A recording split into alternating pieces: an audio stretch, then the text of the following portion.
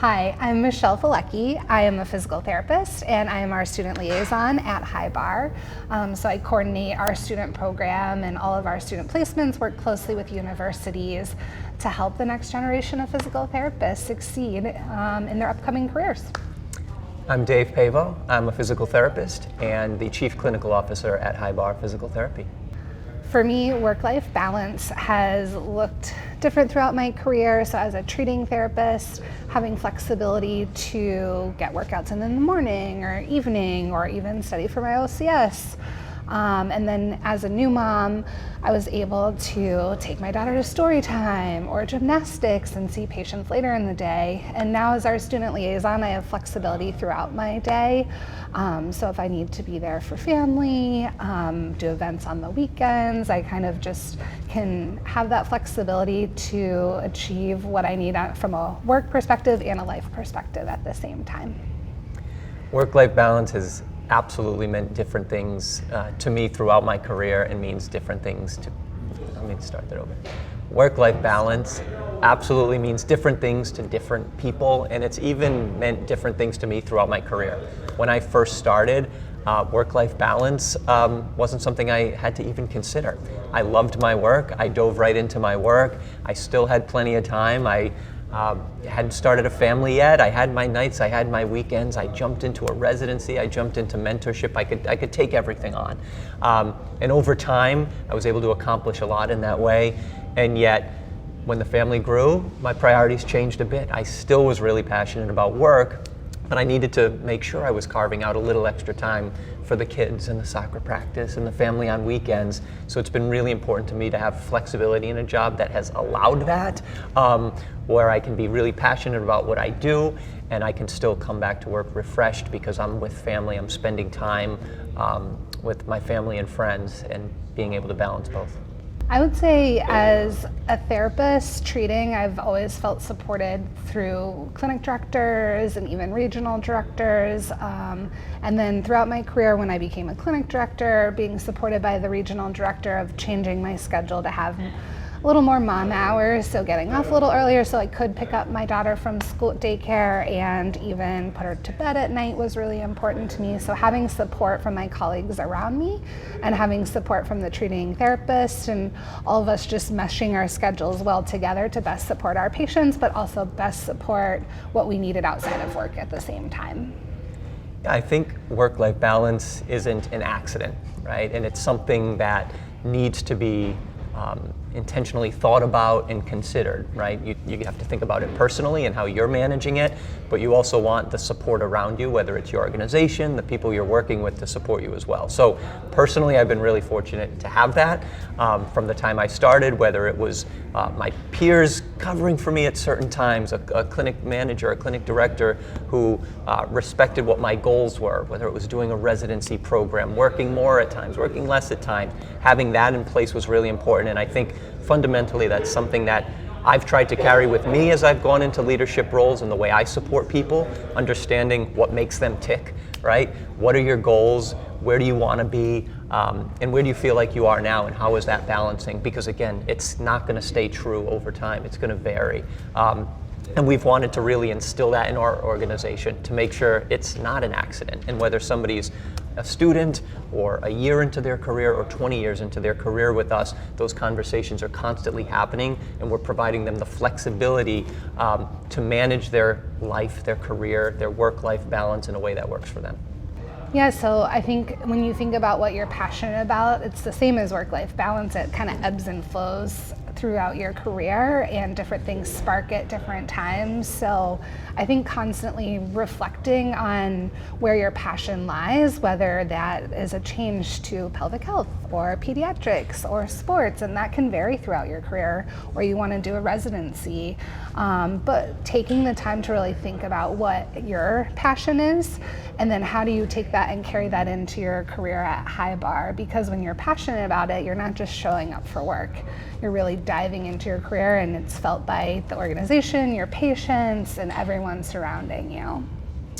That resonates a lot with me. I think trying to run from burnout doesn't work, because if you don't love what you do, you can try to cut your hours and you're just gonna not love what you do for a few less hours a week, and it's just not going to work.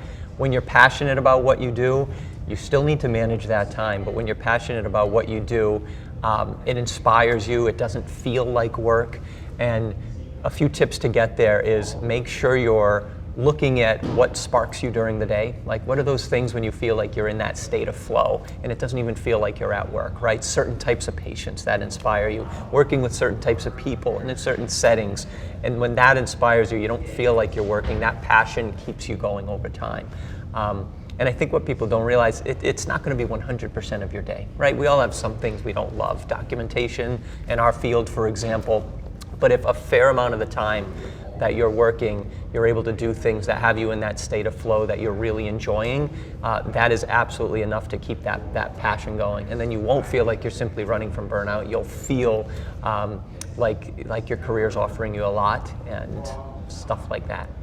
I would say as a new grad, you're coming out and you know all the basics, but you're really kind of perfecting your craft. So I think it's important, just as students, we set goals for ourselves. I think it's important to carry that into the beginning of your career and even throughout your career, but constantly setting goals for yourself and then reflecting on those goals so that you are staying passionate, but you're leading forward with purpose and able to dive in then. And I think the same at 3 to 5 years out. When you get busy, that work-life balance might change.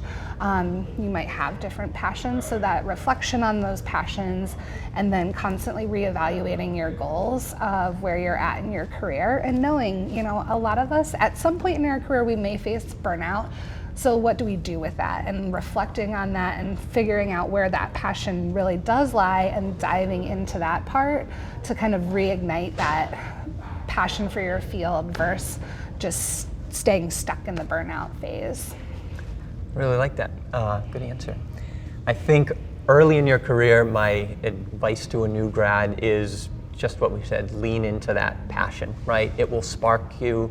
There's no more important time than when you first begin to feel that passion for what you're about to do, because that's not about just making it through the next year or two. It's setting you up for success for the next 10, 15, 20 years, and great things will come in this profession. And I know I speak personally from it.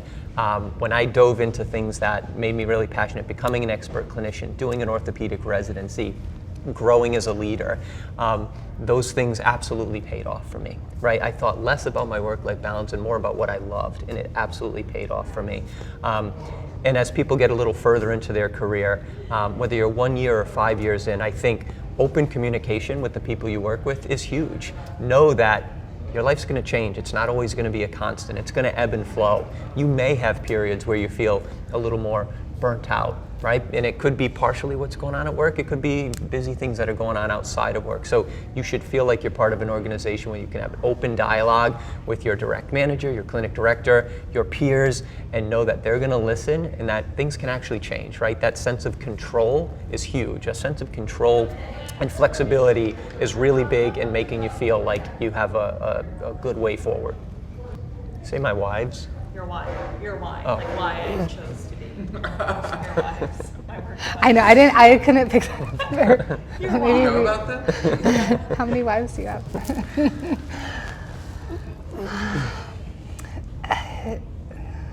Sorry, that wasn't on my list. That's a tough one. That's a tough one. I didn't prep for that. I would say connecting to my why, it all comes back to helping people, and whether that is helping the patient that's in front of you, or for me now in my role as the student liaison, it's about helping the next generation of our physical therapists and helping them realize their potential and their why. And then I get even more satisfaction out of that now, is if I help 5 PT students, then they're able to help even more patients. So it hits a broader scale. So I think it all comes down to helping people, and that's always been the why. It's why we got into the profession, and that's kind of always stays center of mind for me. But you can help people through other people as well. So igniting their passion is really important to me now. finding and knowing and reflecting on your why is huge, right? It's fundamentally your purpose. Just like an organization thinks, why do we exist? Why do we do what they do? And that's their purpose. I think it can be the same individually. And sometimes when we lose sight of that, that's when we can feel like we're in the rat race a little bit, right? And we get stuck in the weeds. So asking, why do I do what I do? Why am I so passionate about this? That's what helps kind of reconnect you to your passion.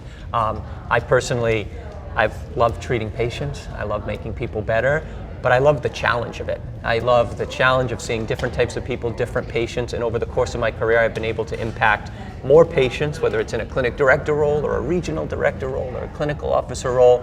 I think it comes back to impacting people's lives for the better. And to me, that's my why. And if I'm ever having a tough day or a tough week, if I can reflect on that, then you really get back to what drives you.